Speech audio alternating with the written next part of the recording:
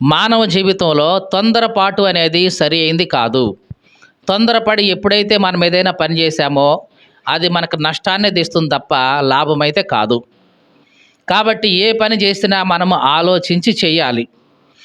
ఒకసారి బైబిల్ గ్రంథంలో మనం పరిశీలిస్తే గనక యేసు క్రీస్తును కూడా తొందరపడి చూశారు శిష్యులు ఒకసారి.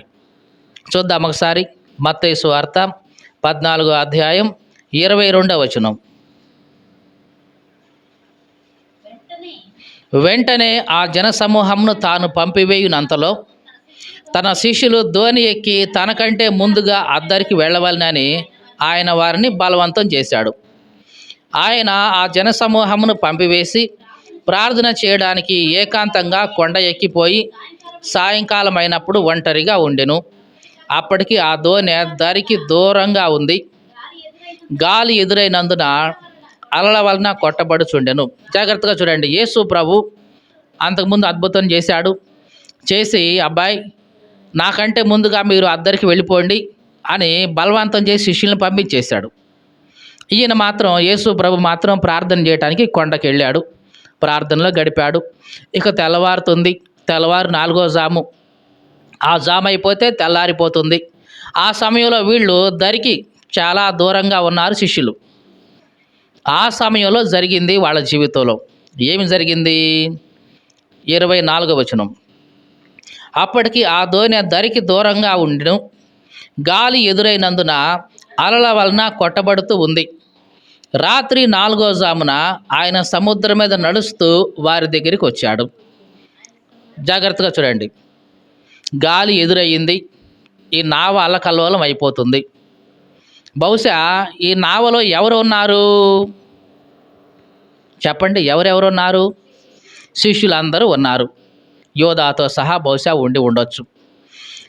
మరి ఈ శిష్యుల్లో చాలామంది, పేతురు కానివ్వండి, యాకోబు కానివ్వండి, యోహాను కానివ్వండి, అంద్రియా కానివ్వండి, వీళ్ళందరూ కూడా సముద్రపు బిడ్డలే. సముద్ర బిడ్డలు అంటే ఇక్కడ సముద్రానికి పుట్టి పెరిగిన వాళ్ళు కాదండి. సముద్రంలో పుట్టి పెరిగిన వాళ్ళే. అంటే దాని అర్థం చిన్నప్పటి నుంచి ఆ సముద్రం వాళ్ళకి అలవాటే. చేపలు పట్టడం కానీ, అల్లొస్తే పడవను తప్పించడం కానీ, ఇవన్నీ చిన్నప్పటి నుంచి వాళ్ళకి అలవాటే. బహుశా వాళ్ళు కూడా ప్రయత్నం చేసి ఉంటారు. ఎంత ప్రయత్నం చేసినా వాళ్ళ వల్ల కావట్లేదు. ఇక భయపడుతూ ఉన్నారు. ఆ సమయంలో వాళ్ళ పరిస్థితిని చూసిన దేవుడు ఆయన ప్రార్థన ముగించుకొని తెల్లవారు 4వ జామున వాళ్ళకు సహాయం చేద్దామని వాళ్ళ దగ్గరికి నడుచుకుంటూ వస్తున్నాడు సముద్రం మీదే. యేసు క్రీస్తు వాళ్ళ దగ్గరికి ఎందుకు వస్తున్నాడు చెప్పండి? ఏ ఉద్దేశంతో వస్తున్నాడు? సహాయం చేయాలని. ఎందుకు వాళ్ళు ఇబ్బంది పడుతున్నారు? అల్లొస్తున్నాయి, నావ మీద కొట్టేస్తున్నాయి. గాలి తుఫాన్ ఎదురవుతుంది. ఎంతసేపటికి వాళ్ళు ప్రయత్నం చేస్తున్నారు కానీ వాళ్ళ వల్ల కావట్లేదు. ఇట్లాంటి పరిస్థితుల్లో యేసు ప్రభువే వాళ్ళకు సహాయం చేద్దామనే ఉద్దేశంతో వాళ్ళ దగ్గరికి నడిచి వస్తూ ఉంటే అట్లాంటి యేసు ప్రభువుని వీళ్ళు చూశారు. ఇప్పుడు చూద్దాం ఆ మాట. 26వ వచనం. ఆయన సముద్రం మీద నడుచుట శిష్యులు చూచి తొందరపడి భూతమని చెప్పుకొని భయము చేత కేకలు వేశారు. సముద్రం మీద నడిచి వస్తుంది ఎవరు? యేసుక్రీస్తు. ఆ నడిచి వస్తున్న యేసుక్రీస్తుని వీళ్ళు చూశారంట. ఎట్లా చూశారంట? మళ్ళీ చదువుదాం ఆ మాట. ఎలా చూశారు? తొందరపడి చూశారంట. ఎలా చూశారు? తొందరపడి చూశారు. నిదానించి చూస్తే అర్థమై ఉండేది, వచ్చేది ఎవరో కాదు మా గురువు గారే యేసుక్రీస్తే అని. కానీ ఎట్లా చూశారంట వీళ్ళు? తొందరపడి చూసి ఏమని చెప్పుకుంటున్నారు ఇప్పుడు? భూతం అని చెప్పుకుంటున్నారు. ఈ శిష్యుల యొక్క తొందరపాటు యేసుక్రీస్తుని వాళ్ళకి ఎట్లాగా చూపిస్తూ ఉంది? ఒక భూతంలాగా చూపిస్తూ ఉంది. ఈ దినాల్లో చాలామంది దేవుణ్ణి తొందరపాటుతో భూతమని అనుకుంటున్నారు. దేవుని సేవకులు సైతం తొందరపాటుతో వీళ్ళు మాకేదో కీడు చేయడానికి వచ్చారు, మా దగ్గర నుంచి ఏదో దోచుకోవడానికి వచ్చారు వీళ్ళు అని తొందరపాటుతో వాళ్ళు అపార్థం చేసుకుంటున్నారు. ఈ మాటలు వింటున్న ప్రియ సహోదరి సహోదరుడా, దేవుణ్ణి నీవు తొందరపాటుతో అర్థం చేసుకోకూడదు. దేవుని సేవకులను అర్థం చేసుకునే విషయంలో తొందరపాటు అనేది నీకు ఎన్నడూ కూడా కూడదు. ఈ తొందరపాటు వల్ల ఈ శిష్యులు ఏం చేశారు? సహాయం చేయడానికి వస్తున్న యేసు ప్రభుని భూతమని చెప్పుకుంటున్నారు. చెప్పుకొని భయమయ్యి కేకలేస్తా ఉన్నారు. మరి అట్లా భయపడుతున్న వాళ్ళని యేసు ప్రభు, ఏమయ్యా, నేనేదో మీకు సహాయం చేద్దామని వస్తే నన్ను మీరు భూతం అనుకొని నన్ను చూసి కేకలేస్తున్నారా? నేను మీకు సహాయం చేయను అని వెనక్కి మీరు చెప్పండి. వాళ్ళు అపార్థం చేసుకున్నారు సరే, నన్ను ఎట్లా అపార్థం చేసుకుంటారా మీరు? నేనేదో మీకు సహాయం చేద్దామని మీ దగ్గరికి వస్తే నన్ను భూతమని చెప్పుకుంటారా మీరు? అని మీ చావు మీరు చావండి అని యేసు ప్రభు వాళ్ళని వదిలేసి వెనక్కి పోయాడా? పోలేదు. ఇది యేసు క్రీస్తు యొక్క మనస్సు. నీవు తన్ను అపార్థం చేసుకున్నా సరే ఆయన నీ దగ్గరకు వచ్చి నీకు సహాయం చేస్తాడు తప్ప నిన్ను వదిలేసి దూరంగా పోయేవాడైతే కాదు. పైగా వాళ్ళ భయాన్ని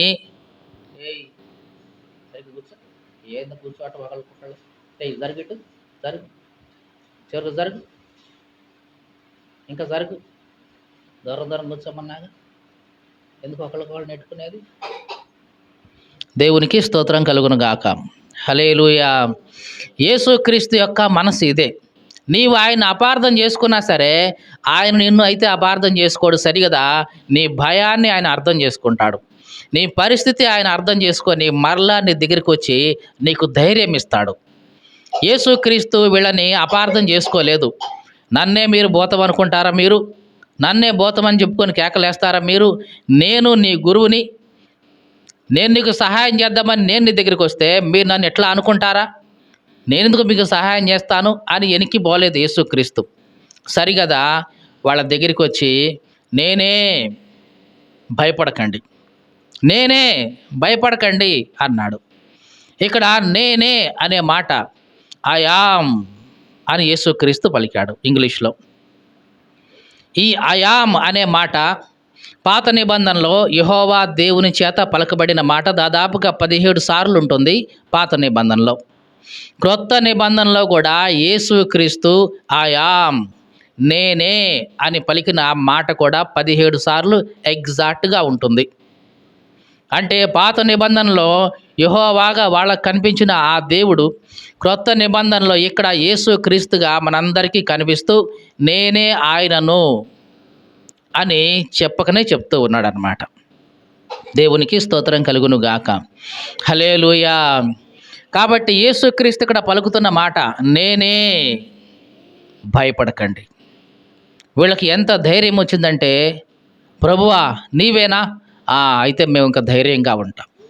యేసుక్రీస్తు నీ జీవితంలో పలికే ఒక్క మాట నీ సమస్యల నుంచి నీకు ధైర్యాన్ని ఇస్తుంది కదండి. వాళ్ళ యొక్క పరిస్థితి ఒక్కసారి అర్థం చేసుకోండి.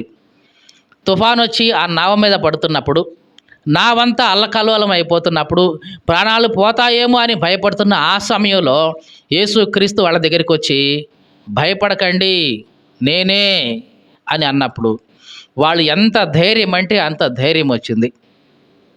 చివరికి పేతురు, ప్రభువా నీవే అయితే నేను కూడా నీలాగా నడుస్తా అని మాట్లాడగలిగే అంత ధైర్యం వాళ్ళకు వచ్చింది. మీకు అర్థమైందండి? అసలు ఒకప్పుడు వాళ్ళకి నోట్లో నుంచి మాట రాలేదు, అంత భయపడుతూ ఉన్నారు. కానీ ఇప్పుడు యేసు ప్రభు వచ్చి నేనే, ధైర్యంగా ఉండండి అంటే ఇప్పుడు వాళ్ళకి కొండంత ధైర్యం వచ్చింది. దేవునికి స్తోత్రం కలుగును గాక. హల్లెలూయా. దేవుడు నీ జీవితంలో పలికే ఒక్క మాట నీకు కొండంత ధైర్యాన్ని ఇస్తుంది.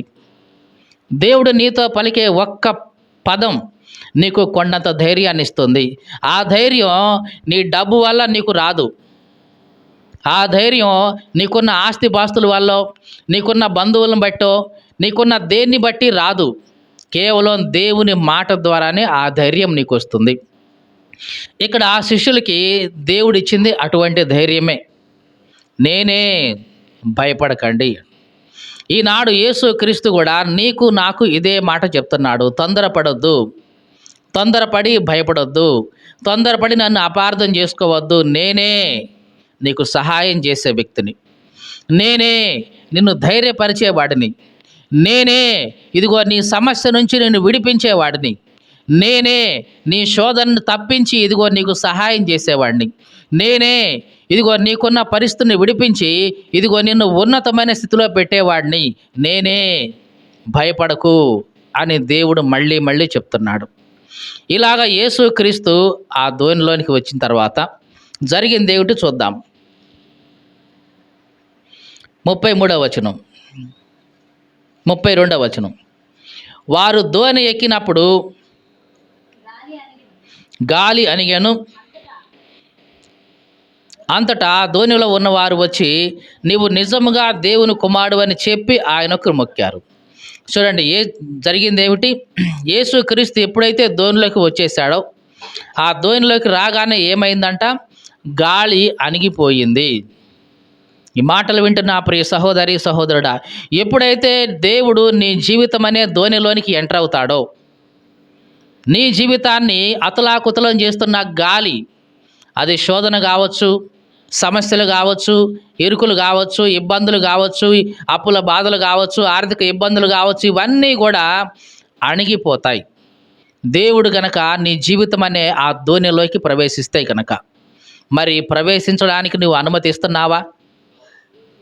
యేసుక్రీస్తు ఎప్పుడైతే ఆ ధోనిలోనికి ఎక్కాడో గాలి అణిగిపోయింది, సముద్రం నిమ్మళమైపోయింది, చక్కగా వీళ్ళు ఈ దరి నుంచి ఆ దరికి వెళ్ళిపోయారు. దేవునికి స్తోత్రం కలుగును గాక. హల్లెలూయా. ఈ మాటలు వింటున్న ఆ ప్రియ సహోదరి సహోదరుడా, నీ జీవితం అనే ధోనిలోనికి యేసుక్రీస్తును ఆహ్వానించు. తొందరపాటుతో నీవు ఆయన్ని అపార్థం చేసుకోవద్దు. చాలామంది తొందరపాటుతో యేసుక్రీస్తుని ఏమనుకుంటారంటే, యేసుక్రీస్తు అండి అన్యుల దేవుడండి, అమెరికా దేవుడండి, తెల్లోళ్ళ దేవుడండి, మన దేవుడు కాదండి ఈయన, మనకెందుకండి ఈయన అని ఇట్లాగా చెప్పుకునే వాళ్ళు చాలామంది లోకంలో ఉన్నారు. వీళ్ళందరూ కూడా కేవలం తొందరపాటు, ఏమిటంట, తొందరపాటుతో మాట్లాడే వాళ్ళే కానీ ఆలోచించి మాట్లాడే వాళ్ళైతే కాదు. ఏమండి, దేవుడికి ఒక దేశం ఉండదు, దేవుడికి ఒక ప్రాంతం ఉండదు. ఒక దేశానికి ఒక ప్రాంతానికి పరిమితమయ్యేవాడు దేవుడు కానే కాదు. తెలుసా అండి? దేవుడు అంటున్నామంటే ఈ విశ్వానికి మొత్తానికి ఆయన దేవుడు. దేవుడు అంటున్నామంటే ఈ ప్రపంచానికి మొత్తానికి దేవుడు ఒక్కడే.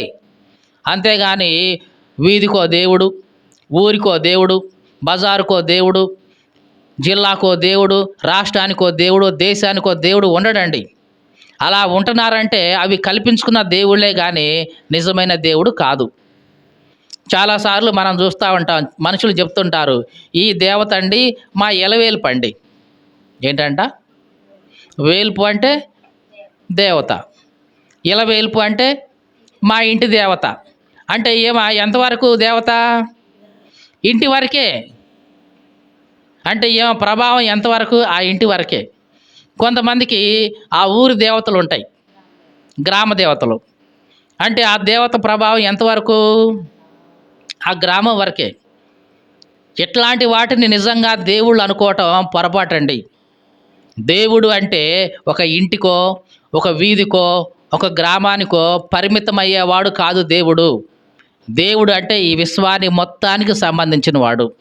మరి యేసుక్రీస్తుని నువ్వు అమెరికా వాళ్ళ దేవుడు, తెల్లవాళ్ళ దేవుడు అంటున్నావంటే నీ ఇంగిత జ్ఞానం ఎంత ఉందో నీవే అర్థం చేసుకోవాలి. కాబట్టి యేసుక్రీస్తు ఒక దేశానికో ఒక ప్రాంతానికో పరిమితమైన వాడు కాదు. ఈ విశ్వానికి ఆయన సృష్టికర్త, విశ్వాన్ని సృష్టించిన సృష్టికర్త ఆయన. కాబట్టి ఆయనకు ఒక దేశం ఆపాదిస్తున్నావంటే నీ అంత మూర్ఖత్వం ఇంకెవరికి లేదన్నమాట. కాబట్టి తొందరపాటు, ఇదంతా దేనికి కారణం అంటే తొందరపాటు వల్లే. నిజంగా వాళ్ళు ఆలోచిస్తే దేవుడు అనేవాడు ఒక దేశానికి సంబంధించిన వాడా? అసలు దేవుడు అనేవాడు ఒక ప్రాంతానికి సంబంధించిన వాడా? అసలు దేవుడు అనేవాడు ఒక గ్రామానికి సంబంధించిన వాడా, ఒక ఇంటికి మాత్రమే సంబంధించిన వాడా అని కాస్త ఇంగిత జ్ఞానం పెట్టి ఆలోచిస్తే, అరే ఎంత తొందరగా నేను ఆలోచించాను, ఎంత తప్పుడుగా నేను ఆలోచించాను. అసలు దేవుడు అంటే గ్రామానికి, ఇంటికి, వీధికి, దేశానికి పరిమితం ఏంటి? దేవుడు అంటే అనంతుడు కదా. దేవుడు అంటే విశ్వాన్ని సృష్టించిన వాడు కదా. అట్లాంటి ఆయనకి నువ్వు ఆ దేశం నీది, ఆ దేశం అంటున్నానంటే నేను ఎంత మూర్ఖుడిని అని నీకే అర్థమవుద్ది. దేవునికి స్తోత్రం కలుగును గాక. హల్లెలూయా. కాబట్టి యేసుక్రీస్తును కూడా ఈ లోకంలో చాలామంది ఇట్లాగే భావిస్తున్నారు. అలా భావించి యేసుక్రీస్తుని దూరం పెడుతున్నారు. భూతంలాగా చూస్తున్నారు. ఈయన మా దేశపు దేవుడు కాదు, అమెరికా వాళ్ళ దేవుడు. ఈయన మా దేశపు దేవుడు కాదు, ఇంగ్లీష్ వాళ్ళ దేవుడు అని ఆయన దూరం పెట్టి వాళ్ళ యొక్క రక్షణను వాళ్ళు పోగొట్టుకుంటున్నారు. స్వతహాగా వాళ్ళే నరకానికి పరిగెత్తా ఉన్నారు. జాగ్రత్త, ఈ మాటలు వింటున్న ప్రియ సహోదరి సహోదరుడా, యేసుక్రీస్తు నీకు సహాయం చేయడానికి వచ్చేవాడు. నిన్ను నరకం నుంచి తప్పించి ఇదిగో పరలోకాన్ని ఇవ్వడం కోసం ఆయన వస్తున్నాడు. నీవు ఆయన్ని అపార్థం చేసుకోవాల్సిన పని లేదు.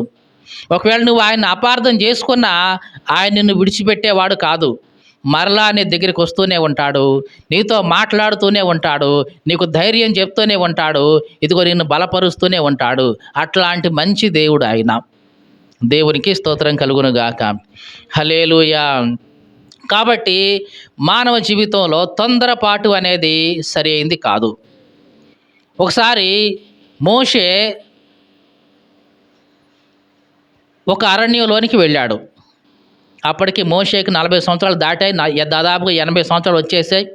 ఆ 80 సంవత్సరాలు వచ్చిన మోషే అడవిలో గొర్రెలు కాసుకుంటూ తన మందను మోపుకుంటూ ఒక పర్వతానికి వెళ్ళాడు, హోరేబు పర్వతానికి. ఆ పొద నడిమి దేవుడు అగ్ని జ్వాల ప్రకాశంగా కనబడి మోషే అని పిలిచాడు. మోషే అంతకుముందుగానే దాన్ని చూసి, ఇదేంటి ఈ పొద ఎప్పటి నుంచో మండుతూనే ఉంది కానీ కాలిపోవట్లేదు, భలే వింతగా ఉందే, చూద్దాం అని అటు వెళ్ళిపోయాడు. మోషే ఏం చూశాడు? పొద మండుతుంది కానీ కాలిపోవట్లా. అప్పటి వరకు మోషే ఎట్లాంటి దృశ్యాన్ని చూడనే లేదు. సహజంగా కొండల మీద జరిగేది ఏంటంటే, కొండల మీద రాళ్ళు అటు ఇటు కదిలిపోయి దానివల్ల నిప్పు పుట్టేసి, ఆ నిప్పు వల్ల చిన్న ఎండుగడ్డి తగులుకొని దానివల్ల ఆ చుట్టూ కొండ కాలిపోతూ ఉంటుంది. ఒక్కోసారి అరణ్యం కూడా కాలిపోతూ ఉంటాయి. కాలి చివరికి ఏమవుతాయి? బూడిదవుతుంటాయి. కానీ మోషే చూసిన ఆ పొద మండుతూనే ఉంది కానీ బూడిదవట్లా. ఏమవట్లేదు? మండుతూనే ఉంది కానీ బూడిదవట్లా. భలే వింతగా ఉంది ఇది, ఏంటి చూద్దాం అని అటు వెళ్ళిపోయాడు. అప్పుడు దేవుడు అన్నాడు, మోషే నేను నీ దేవుణ్ణి, అబ్రహాము దేవుణ్ణి, ఇస్సాకు దేవుణ్ణి అని అప్పుడు పలికాడు. అక్కడ ఆ సందర్భంలో ఏమి ఉంటుందంటే, మోషే ఆ పొదవైపు ఎట్లా వెళ్ళాడంట? నిదానించి చూశాడంట. ఎట్లా చూశాడు? నిదానించి చూశాడు. ఏంటబ్బా, ఆ పొద ఎప్పటి నుంచో కాలుతానే ఉంది కానీ బూడిద కావట్లేదు, మండుతూనే ఉంది కానీ బూడిద కావట్లేదు, ఏంటి అని చాలా నిదానించి చూసి అప్పుడు అటువైపు వెళ్ళి చూశాడంట. మానవ జీవితంలో కూడా ఈ నిదానం అనేది చాలా ప్రాముఖ్యం. దేవుణ్ణి అర్థం చేసుకునే విషయంలో చాలాసార్లు మనకొచ్చిన ఇబ్బందిని బట్టి, మనకొచ్చిన కష్టాన్ని బట్టి, మనకొచ్చిన ఆ శోధనను బట్టి దేవుణ్ణి మనం నిదానించి ఆలోచించం. ఏం దేవుడు, ఏం పత్తి కట్టె, మన భాష ఇట్లాగే ఉంటుంది కదా. ఇదేం దేవుడు, ఇదేం పత్తి కట్టె, ఎంతసేపటి నుంచి నేను ప్రార్థన చేస్తున్నాను, ఎన్ని సంవత్సరాల నుంచి ప్రార్థన చేస్తున్నాను, ఎంతకాలం నుంచి భక్తి చేస్తున్నాను, అయినా సరే నా జీవితంలో ఈ తలనొప్పి పోవట్లేదు, నా జీవితంలో ఈ శోధన పోవట్లేదు, నా జీవితంలో ఈ కష్టం పోవట్లేదు, ఈ కాడికి నాకు దేవుడు ఎందుకు అని వెంటనే మనం దారి తప్పిపోతూ ఉంటాం. కానీ దేవుడు అంటున్నాడు, నేనే, ధైర్యం తెచ్చుకో, భయపడవద్దు, తొందరపడవద్దు, నీకు సహాయం చేయడానికి నీ దగ్గరికి వస్తున్నాను. ఈ మాటలు వింటున్న ఆ ప్రియ సహోదరి సహోదరుడా, మరలా చెప్తూ ఉన్నాను, యేసుక్రీస్తు నీ దగ్గరికి వస్తున్నాడు. నీవు తనను అపార్థం చేసుకున్నా సరే నీకు సహాయం చేయడానికి ఆయన దగ్గరికి వస్తున్నాడు. నువ్వేం చేస్తున్నావో తెలుసా? ఆయన దూరం పెడుతున్నావు ఎంతసేపటికి. నాకు అక్కర్లేదండి యేసుక్రీస్తు, నాకు వద్దండి ఈ దేవుడు అన్నట్లుగా నువ్వు దూరం పెడతా ఉన్నావు. నీవు దూరం పెట్టినా సరే ఆయన అయితే నిన్ను వదిలిపెట్టేవాడు కాదు. మరలా మరలా నీకు తన వాక్యాన్ని వినిపిస్తా ఉన్నాడు. మరలా మరలా తన సేవకులను పంపిస్తా ఉన్నాడు. మరలా మరలా ఇదిగో నేనే నేనే నేనే అని నీకు మరీ మరీ గుర్తు చేస్తూ ఉన్నాడు. మరి ఎప్పటికైనా నీవు ఆయన సన్నిధికి వస్తావా? ఎప్పటికైనా ఆయన దగ్గరికి వస్తావా? ఇదిగో దేవా, నా కోసం వచ్చిన రక్షకుడివి నాయనా, నీవు నిన్ను దూరంగా పెట్టాను ఇంతకాలం తండ్రి, దారి తప్పిపోయాను ప్రభువా అని మరలా నీవు ఆయన సన్నిధికి వస్తే తప్పనిసరిగా ఆయన చేరదీస్తాడు. కాబట్టి దేవుణ్ణి అర్థం చేసుకునేటప్పుడు తొందరపాటు అనేది ఉండకూడదు. ఈ తొందరపాటు వల్ల శిష్యులు ఏం చేశారు? యేసుక్రీస్తును భూతం అనుకున్నారు. మనిషి జీవితంలో కూడా ఇట్లాగే అనుకుంటాం. ఎదుటి వ్యక్తిని అర్థం చేసుకునే విషయంలో కూడా మనం తొందరపడుతూ ఉంటాం. ఒకసారి భార్య భర్తను అర్థం చేసుకునే విషయంలో తొందరపాటు పడుతూ ఉంటుంది. కొన్నిసార్లు భర్త కూడా భార్యను అర్థం చేసుకునే విషయంలో తొందరపడుతూ ఉంటారు. కొన్నిసార్లు పిల్లలు కూడా తల్లిదండ్రులను అర్థం చేసుకోవడంలో ఇంకా తొందరపడతారు. వాళ్ళు, మా నాయనకి మా అమ్మకి నేనంటే ప్రేమ లేదు, పద్దాకలు నన్ను ఏదో ఒక మాట అంటూనే ఉంటారు, ఏదో ఒకటి కొడతనే ఉంటారు అని, నా మీద వాళ్ళకి ఏం ప్రేమ లేదని తొందరపడి పిల్లలు అనుకుంటూ ఉంటారు. కానీ నిజానికి తల్లి కానీ తండ్రి కానీ వాళ్ళని ఎందుకు తిడతారు, ఎందుకు దండిస్తారంటే వాళ్ళ భవిష్యత్తు కోసమే, వాళ్ళ మంచి కోసమే. ఇది వీళ్ళకి ఎప్పుడు అర్థమవుతుంది? వీళ్ళు కాస్త ఎదిగిన తర్వాత, మైండ్ మెచ్యూరిటీ వచ్చిన తర్వాత, నిదానంగా ఆలోచించిన తర్వాత, అప్పుడు నా తల్లి కానీ నా తండ్రి కానీ నా కోసం చేసిన ప్రతిదీ నా మంచి కోసమే అని అప్పుడు అర్థమవుద్ది. దేవుడు కూడా నీ జీవితంలో ఇట్లాగే చేస్తాడు. కొన్నిసార్లు దేవుడు నీ జీవితంలో పరీక్షలు అనుమతిస్తాడు, శోధనలు అనుమతిస్తాడు, ఇబ్బందులు అనుమతిస్తాడు. ఇవన్నీ ఎందుకు? నేను నాశనం చేయాలని కాదు, నీకు ఇంకా మంచి ఆత్మీయత నేర్పాలని, నీకు ఇంకా భక్తి నేర్పాలని, ఇంకా విశ్వాసం నేర్పాలని, ఇంకా భక్తిలో నీవు లోతుగా వెళ్ళాలనే దేవుడు నీకు ఇవన్నీ అనుమతిస్తాడు. మరి ఇవన్నీ నీకు ఎప్పుడు అర్థమవుతాయి? ఎప్పుడు అర్థమవుతాయి అంటే, నీవు ఆ భక్తి జీవితంలోకి ఇంకా వెళ్ళిపోయిన తర్వాత, నీ వెనక ఉన్న శ్రమలన్నిటినీ గురించి ఆలోచించుకొని, నిజంగా అన్ని శ్రమలు నా జీవితంలో ఉండబట్టే కదా ఇదిగో నేను ఇంతగా ఆత్మీయంగా ఎదిగాను, అన్ని ఇబ్బందులు నా జీవితంలో రాబట్టే కదా ఇదిగో దేవునికి నేను ఎంత దగ్గరగా వచ్చాను, కాబట్టి ఇవన్నీ నా మేలు కోసమే దేవుడు చేశాడు అని సంపూర్ణంగా అప్పుడు తెలుసుకుంటాం. రోమాపత్రిక 8వ అధ్యాయం 28వ వచనం, దేవుణ్ణి ప్రేమించే వారికి అనగా ఆయన సంకల్పం చొప్పున పిలువబడిన వారికి మేలు కలగడం కోసమే సమస్తమును సమకూడి జరుగుతున్నవి అని మనకు తెలుసు. అక్కడ ఒక అంకె వేసి దాని కింద ఆ ఫుట్ నోట్లో అర్థం ఏంటో ఉంది, చదువుదాం. మేలు కలగడం కోసమే దేవుడు సమస్తమును సమకూర్చి జరిగిస్తున్నాడు. ఇది నీకు అర్థం కావాలి. నీకు మేలు కలగాలనే దేవుడు సమస్తాన్ని సమకూరుస్తున్నాడు. ఆ సమస్తంలో కొన్నిసార్లు శ్రమలు ఉంటాయి, ఆ సమస్తంలో కొన్నిసార్లు పరీక్షలు ఉంటాయి, ఆ సమస్తంలో కొన్నిసార్లు ఇబ్బందులు ఉంటాయి. వీటన్నిటినీ దేవుడు సమకూర్చి జరిగిస్తుంది ఎందుకు? నీ మేలు కోసమే. దేవుణ్ణి ప్రేమించే నీకు మేలు కలగాలని, ఆయన్ని ప్రేమించిన నీకు క్షేమం కలగాలని, ఆయన్ని ప్రేమించే నీకు ఉన్నతమైన స్థానం కలగాలని దేవుడు ఈ శ్రమలు, కష్టాలు, శోధనలు ఇవన్నీ కూడా సమకూర్చి నీ మేలు కోసమే ఆయన జరిగిస్తున్నాడు. ఇది నీవు నమ్మగలిగితే దేవుని నిదానించి అర్థం చేసుకుంటావు. ఒకవేళ నువ్వు దీన్ని నమ్మకపోతే తొందరపడి ఆయన్ని భూతమని చెప్పుకొని కేకలు వేస్తావు. కాబట్టి మనం ఎట్లా ఉన్నాం, మన ఆత్మీయ స్థితి ఎట్లా ఉంది, మనలను మనం పరీక్షించుకోవాలి. సమస్తము దేవుడు నీ మేలు కోసమే చేస్తున్నాడు అని సంపూర్ణంగా ఆయన నీవు నమ్మగలగాలి.